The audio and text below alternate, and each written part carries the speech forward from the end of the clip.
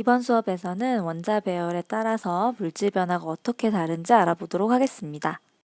자, 간단하게 여기에 철가루와 황가루가 있습니다. 그런데 철가루 같은 경우에는 염산이랑 반응을 하는데요. 염산이랑 반응을 해서 뭘 하냐면 수소 기체를 발생을 시킵니다.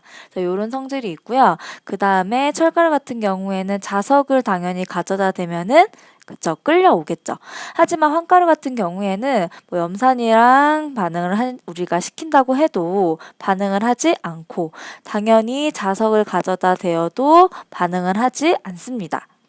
자, 그러면은 철가루랑 황가루를 저희가 한번 섞어 보도록 하겠습니다. 그러면 철가루랑 황가루를 이렇게 섞게 되죠. 자, 이렇게 섞어만 놓은 다음에 자, 그대로 아까 했던 대로 먼저 자석을 한번 가져다 대 보도록 하겠습니다. 그럼 자, 자석을 가져다 대면 그냥 섞어만 우리가 놨기 때문에 여기에 지금 철가루는 원래 자석이 어떻게 되죠? 끌려오죠. 그렇기 때문에 자석을 갖다 대면 철가루가 그대로 끌려옵니다. 철가루의 성질이 그대로 있는 거죠. 그 다음에 여기다가 염산을 한번 반응을 시켰더니 염산은 철가루랑 반응을 해서 수소기체를 발생을 시켰죠. 그대로 이런 반응이 똑같이 나타났다는 거죠. 그래서 우리가 그냥 이런 식으로 섞어만 놨을 경우에는 자기의 성질을 그대로 가지고 있더라. 그래서 철가루는 철가루 성질대로 그대로 내 보이더라. 이런 것을 우리가 볼 수가 있습니다. 이런 경우에 그냥 섞어만 놨기 때문에 보통 혼합물이라고 하는데요.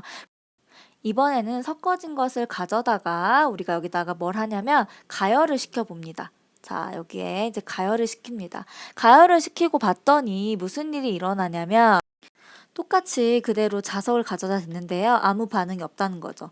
그리고 염산을 가져다 댔는데도 아무는 반응이 없습니다. 자, 이 말은 철이 원래는 자석이 끌려갔고 염산에는 수소를 발생시켰는데 철의 성질을 잃어버렸다는 거죠. 자, 이런 식으로 어떤 혼합물에다가 가열을 해서 새로운 물질을 지금 탄생을 시킨 겁니다. 자, 이런 경우에 자, 요런 애들을 뭐라고 하냐면 화합. 자, 두 가지 이상의 물질을 섞어서 새로운 물질을 이렇게 생기게 하는 것을 화합이라고 하고요. 이런 경우에는 이제 화합물이라고 합니다. 그래서 철가루와 황가루를 섞은 후에 그냥 섞었을 때는 그대로 자기 성질이 있었죠. 근데 가열을 시켜보니까 완전 새로운 물질이 탄생했더라. 그런 경우에 화합물이라고 하고 여기서는 이 물질이 황화철입니다. 그래서 황가루랑 철가루라는 다른 성질인 황화철로 이제 탄생이 된 거죠. 그래서 이것처럼 그냥 혼합물일 때는 자기의 성질을 그대로 유지를 하면서 섞어만 있었지만 화합물로 바뀌었을 때는 자기의 성질을 잃어버리고 새로운 물질로 탄생을 하더라. 이렇게 알고 계시면 되겠습니다. 그래서 자, 이것을 우리가 원자 배열이랑 우리가 한번 생각을 해보면요. 예를 들면 이게 철이고요. 그 다음에 얘가 황이라고 했을 때 혼합물 그냥 섞인 것 같은 경우에는 그냥 이렇게 따로 그대로 있습니다. 그런데 우리가 자, 철이랑 황이랑 섞은 후에 가열을 한 경우에는 쌤이 화합물을 생성을 한다 그랬죠? 그런 경우에는 이런 식으로 새로운 원자 배열을 가지게 됩니다. 그래서 원자가 이렇게 재배열되는 거죠. 그래서 각각 물질을 이루는 원자가 재배열되면서 이렇게 화합물을 이렇게 생성을 하게 됩니다. 자, 이런 경우에 두 가지 이상의 이런 물질이 섞여서 새로운 물질을 만드는 경우를 이제 두 글자로 굳이 우리가 얘기를 해보자면 그냥 이거는 화합 이렇게 되겠죠. 그래서 물질은 화합물 이렇게 얘기하는데요. 그럼 반대로 생각을 해보면 자, 예를 들면 여기에 물이 있습니다. 물은 H2O라고 해서 수소 2개하고 산소 하나가 이렇게 섞여가지고 물이 만들어지는데요. 자, 여기에 전류를 흘려주겠습니다. 전류를 흘려줘서 우리가 보면은 이런 식으로 수소는 수소들끼리 이렇게 모이고요. 그 다음에 산소는 산소들끼리 모여서 원래 물이었던 애들을 그냥 산소와 수소로 이렇게 분해를 시키게 됩니다.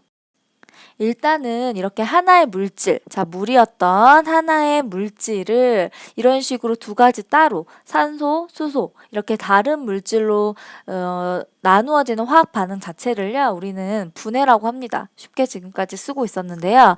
자, 분해라고 합니다. 그런데 이 분해를 할 때 여러 가지 방법이 있는데 방금처럼 뭐 전류를 흘려줄 수도 있고요. 그 다음에 저희가 촉매라는 단어를 쓰는데요.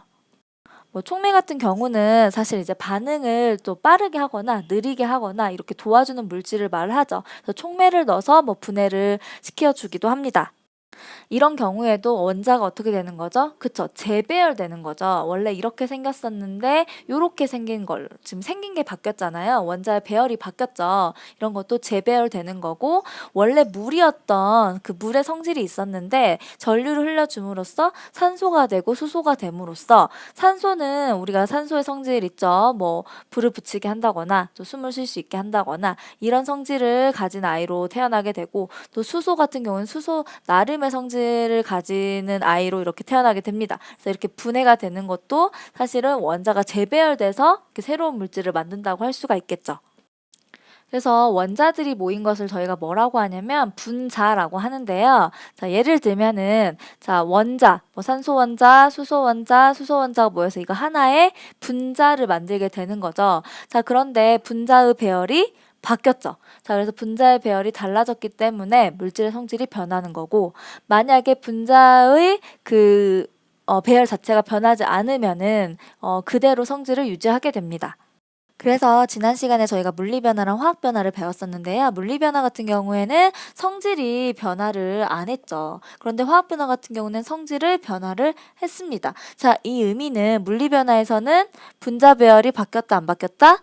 분자 배열이 바뀌지가 않았다. 근데 화학변화에서는 분자 배열 자체가 변화였다. 그래서 분자 배열에 따라서도 이렇게 물질이 바뀔 수도 있고 다른 성질의 물질로 그다음에 처음의 물질 그대로 성질을 그대로 드러낼 수도 있다는 것을 알고 계시면 되겠습니다.